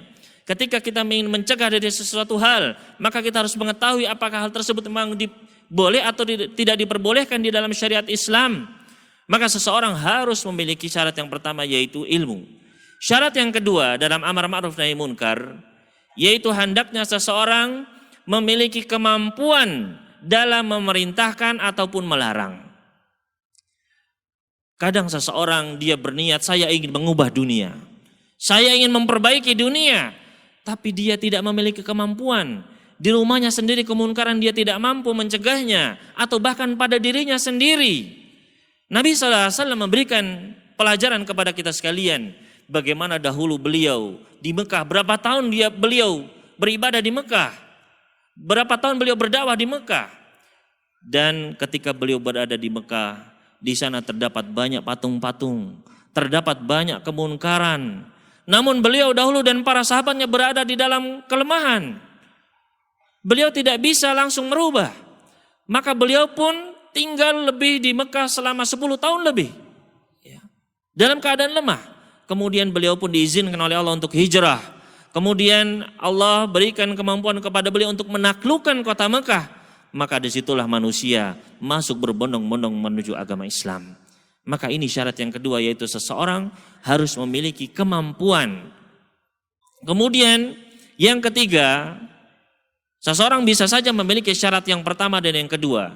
Namun seseorang juga harus mengetahui syarat yang ketiga, yaitu adalah dia mengetahui dengan ghalibul dzan, ya, kemungkinan besar dia mengetahui bahwasannya ketika dia memerintahkan kepada kebaikan atau melarang dari kemunkaran tersebut, bahwasannya tidak akan terjadi mafsadat yang lebih besar atau mafsadat yang lebih banyak dari kewajiban yang dia perintahkan atau kemunkaran yang dia cegah. Namun sayangnya banyak, khususnya di antara para pemuda, yang mereka, ya kita tidak meragukan keikhlasan mereka. Namun mereka tidak memahami kaidah-kaidah dalam amar ma'ruf nahi munkar. Mereka tidak mengetahui syarat-syaratnya. Mereka tidak mengilmuinya.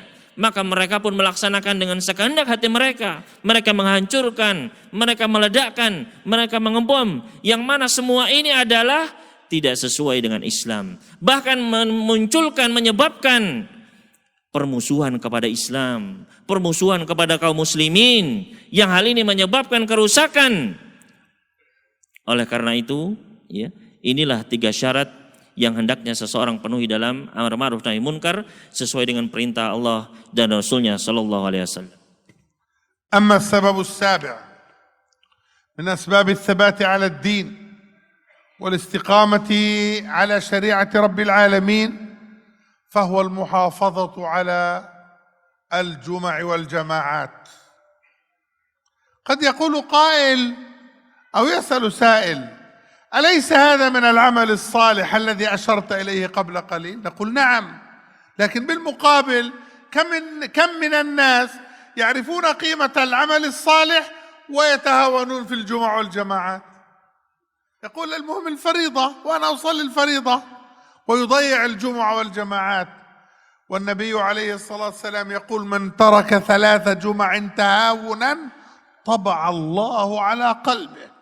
نسأل الله العافية. ويقول ابن مسعود رضي الله عنه: وإن صلاة الجماعة من سنن الهدى ولو تركتم سنة نبيكم لضللتم. والنبي عليه الصلاة والسلام يقول: يد الله على الجماعة. ويقول عليه الصلاة والسلام: الجماعة رحمة والفرقة عذاب. ويقول عليه الصلاة والسلام: إن الشيطان ليأكل من الغنم إن الذئب ليأكل من الغنم القاصية والشيطان كذلك. فالحرص على الجمع والجماعات من أعظم أسباب الثبات، لأنه تطبيق لسنة جليلة من أعظم سنن رسول الله صلى الله عليه وسلم، تتحقق بها معاني الأخوة، وتتحقق بها معاني المساواة، ويتحقق بها معاني العدل ومعاني الاستقامة التي يريدها الله، وجاءت على لسان رسول الله صلى الله عليه وسلم. Sebab yang ketujuh yang bisa memberikan keteguhan kepada kita sekalian di atas agama Allah, yaitu dengan menjaga sholat Jum'ah dan sholat berjamaah 5 waktu. Menjaga sholat Jumat dan sholat berjamaah 5 waktu. Apabila dikatakan atau ditanyakan, bukankah sholat Jum'ah dan jamaah ini termasuk amal-amal saleh yang sudah disebutkan di sebab sebelumnya? Maka jawabnya adalah banyak di antara manusia melaksanakan amal-amal saleh. Bahkan banyak di antara manusia melaksanakan sholat, namun mereka meninggalkan sholat Jumat. Mereka meninggalkan sholat berjamaah di masjid bersama kaum muslimin. Oleh karena itu, Nabi SAW pernah bersabda, barang siapa yang meninggalkan 3 kali sholat Jumat, maka Allah akan memberikan cap pada hatinya. Semoga Allah menjaga kita darinya. Nabi SAW juga pernah bersabda bahwasannya yadullah alal jamaah, bahwasannya tangan Allah di atas jamaah. Nabi SAW juga pernah atau sahabat Abdullah bin Mas'ud pernah berkata bahwasannya persatuan adalah rahmat dan perpisahan atau perbedaan adalah adab. Oleh karena itu Nabi SAW juga pernah bersabda bahwasanya syaitan itu akan memangsa kambing yang terpisah. Artinya orang-orang yang terpisah dari jamaah. Oleh karena itu ikhwan fiddin rahimani wa rahimakumullah, dengan seseorang dia menjaga sholat Jumat dan sholat berjamaah, maka seseorang dia akan mendapatkan keteguhan. Sholat Jumat dan sholat berjamaah di masjid, ini adalah menjadi sebab seseorang akan mendapatkan keteguhan. Dan itu adalah sunnah Nabi SAW yang tadi sahabat telah menyebutkan. Barang di antara sunnah-sunnah Nabi SAW yang paling agung adalah sunnah petunjuk beliau adalah sholat berjamaah. Apabila kalian meninggalkan sholat berjamaah, maka kalian akan tersesat. Maka di dalam sholat berjamaah, di situ terdapat makna ukhuwah persaudaraan, dan juga musawah persamaan, dan juga istiqomah seseorang dia istiqomah untuk beribadah kepada Allah Subhanahu wa taala. Inilah makna yang diinginkan oleh Allah melalui lisan nabinya sallallahu alaihi wasallam. أما السبب الثامن من أسباب الثبات على الإيمان والوفاة على الإسلام، نسأل الله أن يثبتنا وإياكم وأن يتوفانا مسلمين مؤمنين صادقين مخلصين، فهو الهدي الظاهر والحرص عليه. فالرسول عليه الصلاة والسلام ربط في أمور كثيرة الظاهرة بالباطن على أهمية الباطن وهو الإخلاص لله عز وجل، لكن هنالك أمور ظاهرة أيضا أمرنا بها، وأنا أعتقد أنها معينة على الثبات، مثل اللحية للرجل والجلباب والحجاب للمرأة. هذه أمور ظاهرة، وإن كان بعض من المسلمين وللأسف يقول هذه أمور ليست مهمة، المهم القلب، وهذا كلام غير صحيح. الشرع الحكيم ربط الظاهر بالباطن. يقول النبي صلى الله عليه وسلم والحديث في صحيح مسلم قال إن الله لا ينظر إلى صوركم ولا إلى أجسامكم ولكن ينظر إلى قلوبكم وأعمالكم. ربنا لا ينظر إلى صورنا، هذا أحمر، هذا أبيض، هذا أسود، هذا كذا وهذا كذا، كله خلق الله، وكل خلق الله حسن.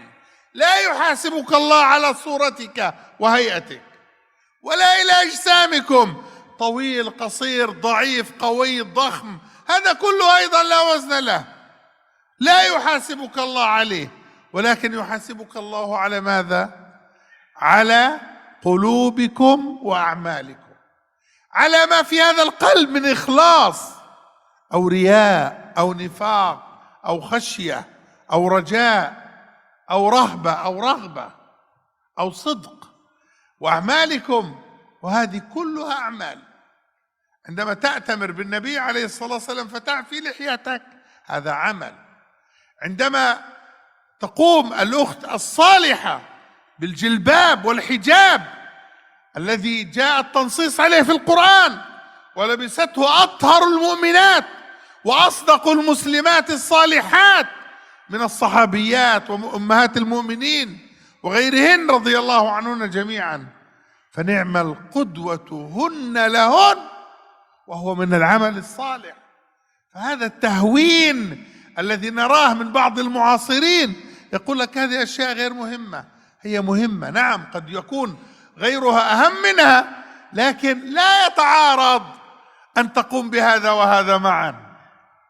لذلك الهدي الظاهر من عوامل الثبات، بل أنا أقول الهدي الظاهر قد يكون كالسياج الحارس لك أيها المسلم بعد توفيق الله عز وجل لك في أن يزيدك ثباتا. إنهم فتية آمنوا بربهم وزدناهم هدى ليزداد الذين آمنوا إيمانا. نسأل الله أن يزيدنا وإياكم.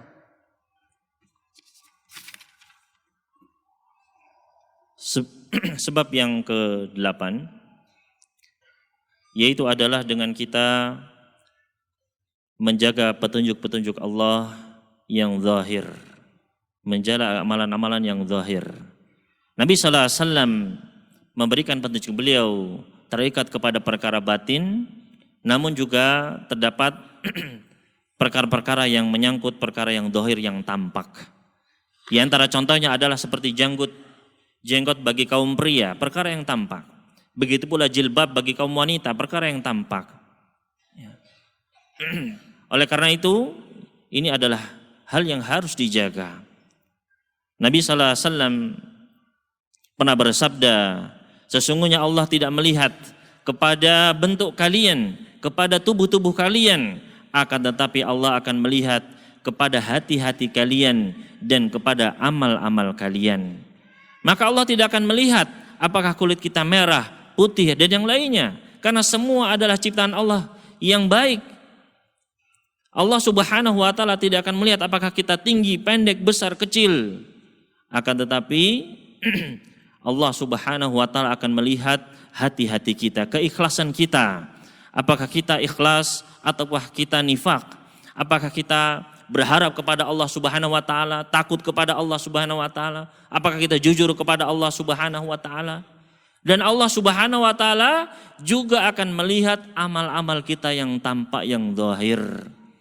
Maka ketika seseorang pria dia memelihara jenggotnya, maka ini adalah sebuah perbuatan, sebuah ketaatan yang akan dilihat oleh Allah. Seorang wanita ketika dia memakai jilbab, menjaga auratnya, sebagaimana dahulu para sahabiat, para wanita mukminat di zaman Nabi sallallahu alaihi wasallam yang mereka merupakan contoh teladan bagi para mukminat. Ya. Maka ini adalah amalan yang tampak. Maka amalan yang tampak ini adalah suatu hal yang penting. Mungkin amalan yang lain ada yang lebih penting, iya.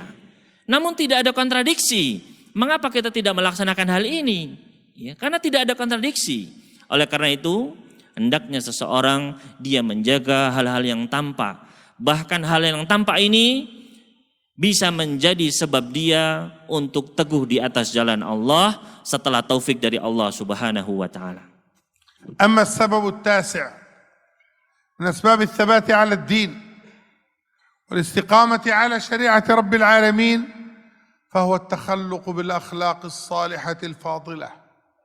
فقد رأينا ورأيتم من أهل الدين وأهل الإسلام من ليس عنده خلق هذا الدين وخلق هذا الإسلام. وللأسف الرسول عليه الصلاة والسلام يقول: إن العبد ليدرك بحسن خلقه درجة الصائم بالنهار القائم بالليل.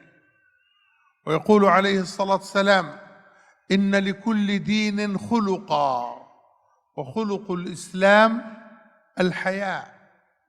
ويقول عليه الصلاة والسلام لأحد الصحابة واسمه أشج عبد القيس: إن فيك لخصلتين يحبهما الله ورسوله الحلم والأناة.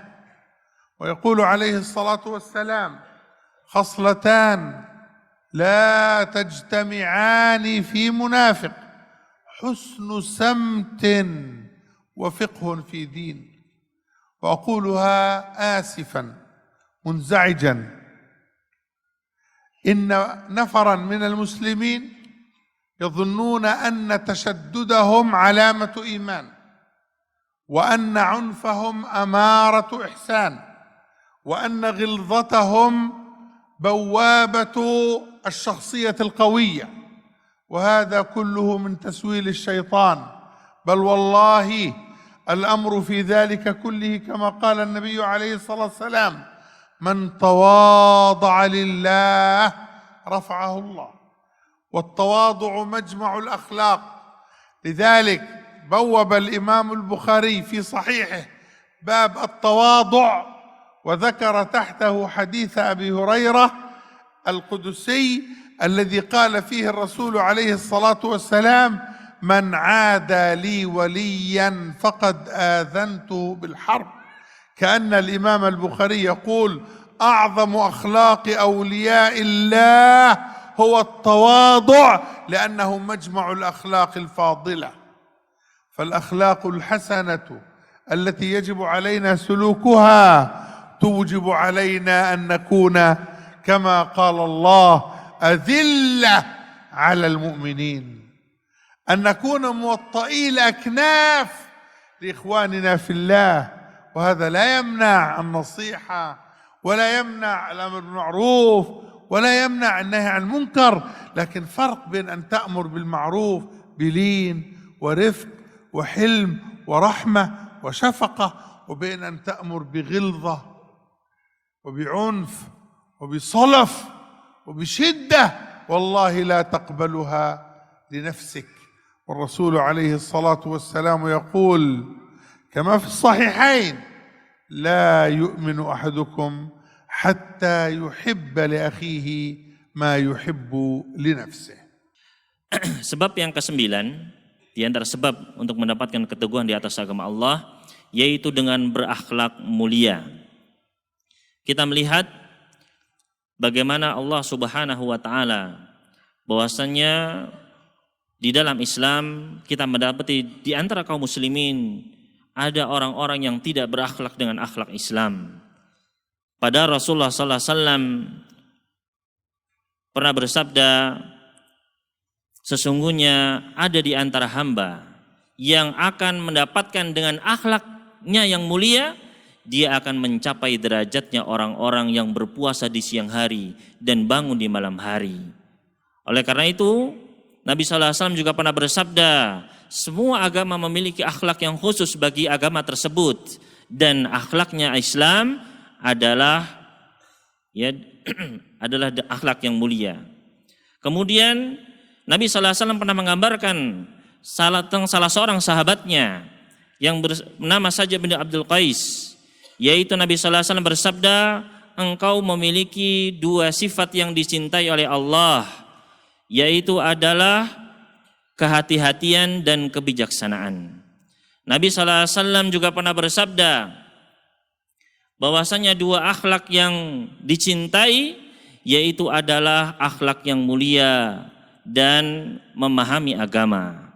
Namun disayangkan di antara manusia ada yang menganggap bahwasanya ketika dia keras, dia kasar, maka ini adalah bagian dari Islam. Dia menyangka bahwasanya dengan kekasarannya maka itu adalah kekuatan agamanya. Maka hal ini adalah keliru. Nabi SAW pernah bersabda, barang siapa yang merendahkan dirinya bagi Allah, maka justru Allah akan mengangkat dirinya. Dan Al-Imam Al-Bukhari menyebutkan di dalam babnya tentang bab tawadu dari sahabat Abu Hurairah dari Nabi SAW, yaitu beliau membawakan hadis, barang siapa yang memusuhi wali kami, maka kami telah mengumumkan perang atas dirinya. Seakan-akan beliau ingin menunjukkan bahwasannya sikap tawadu adalah sifatnya, akhlaknya para wali Allah. Maka ini menunjukkan bahwasannya ketika seseorang dia bersikap baik, merendahkan dirinya, justru itu adalah kemuliaan bagi dirinya. Kemudian hendaknya kita sekalian bersikap lembut kepada saudara-saudara kita. Namun hal tersebut tidak mencegah kita untuk memberikan nasihat kepada mereka apabila mereka keliru. Tidak mencegah kita untuk beramar ma'ruf nahi munkar. Namun tidak dengan cara yang keras, dengan cara yang lemah lembut. Karena kita sendiri tidak akan mau menerima apabila kita dikerasi. Oleh karena itu Nabi SAW pernah bersabda, tidak beriman salah seorang di antara kalian sampai dia mencintai apa bagi saudaranya, apa yang dia cintai bagi dirinya sendiri. Kalau kita tidak ingin dikerasi, kalau kita ingin dilembuti, maka kita pun harus bersikap lembut kepada orang lain dan jangan bersikap keras. وأما السبب العاشر وليس هو بآخر الأسباب في الحقيقة، فالأسباب كثيرة لكننا لخصناها في هذه العشرة، فهو البعد عن الغلو. والغلو مجاوزة الحد في أي شيء من الأشياء. والله عز وجل نهى عن الغلو، والنبي عليه الصلاة والسلام نهى عن الغلو. قال الله تعالى لا تغلوا في دينكم، والنبي عليه الصلاة والسلام يقول إياكم والغلو في الدين فإنما أهلك من كان قبلكم غلوهم في دينهم. والغلو المعاصر له أقسام متعددة، أهمها 3 أقسام. أما القسم الأول فهو الغلو في دعاوى الجهاد، فقد خرج علينا أناس من المسلمين يريدون الجهاد من غير إعداد، يريدون الجهاد من غير إمارة شرعية صحيحة، يريدون الجهاد من غير العلماء، يريدون الجهاد من غير فقه صحيح، فأفسدوا أضعاف ما ظنوا أنهم يصلحون.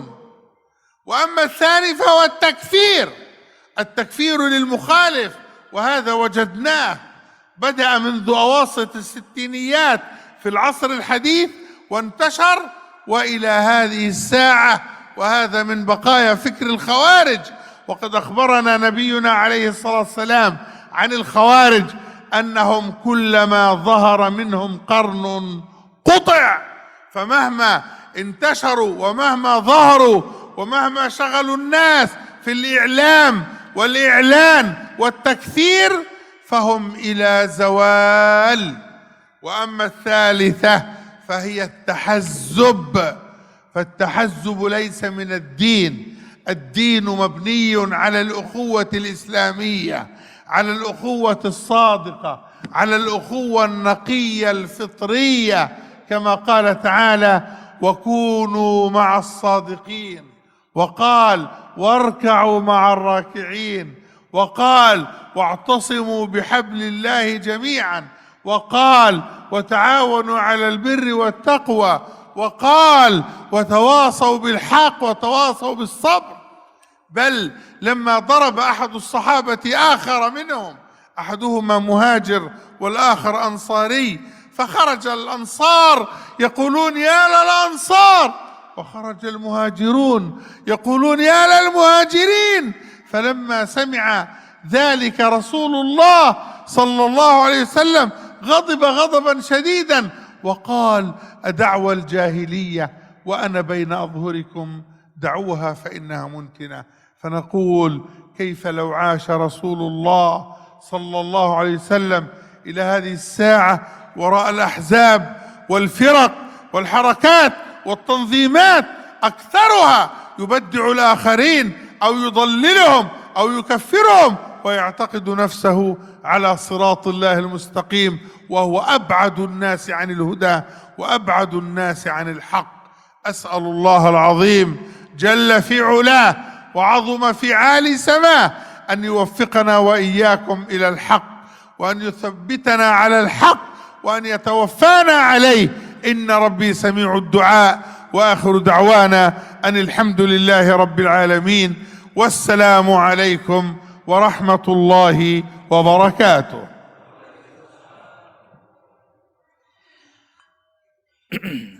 Kemudian ikhwan fiddin rahimani wa rahimakumullah, sebab yang ke-10, dan ini bukanlah sebab yang terakhir, namun beliau meringkas dalam 10 hal ini saja, yaitu sebab yang ke-10 adalah menjauhi dari sikap gulu. Apa yang dimaksud dengan gulu?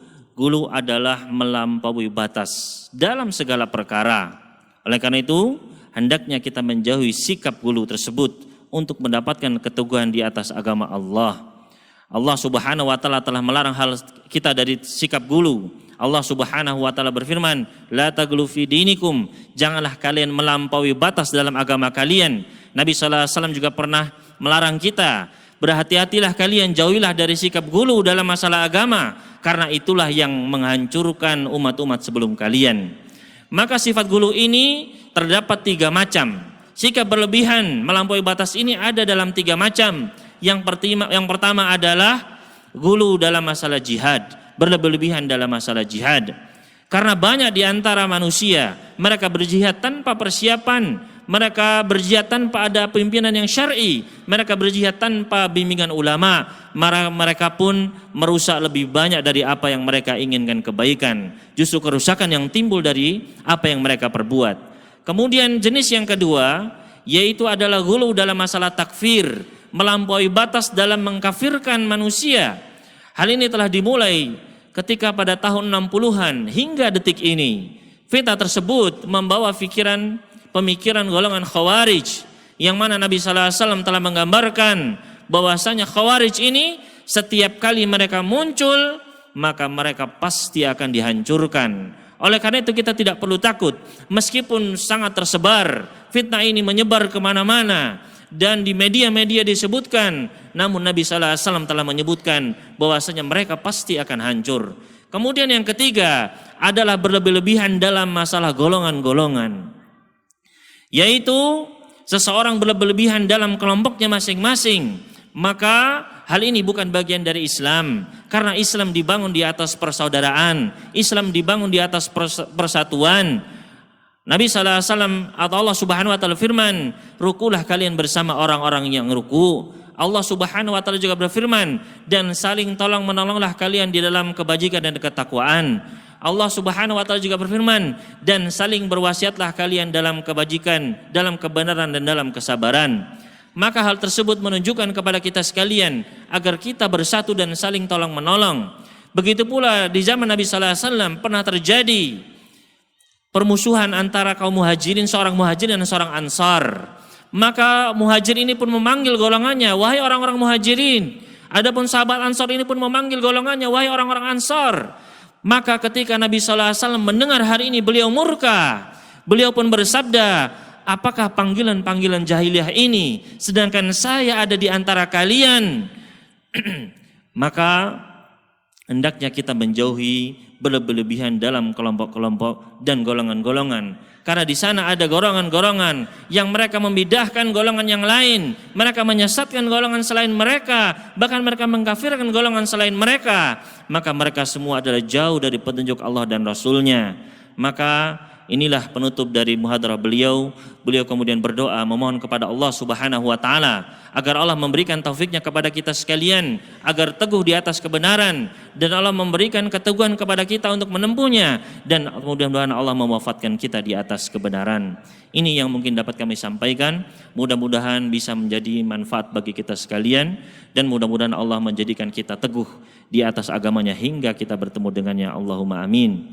Hada wa sallallahu ala nabiyyina Muhammad wa sallam ala mursalin walhamdulillahirabbil alamin. Wassalamualaikum warahmatullahi wabarakatuh.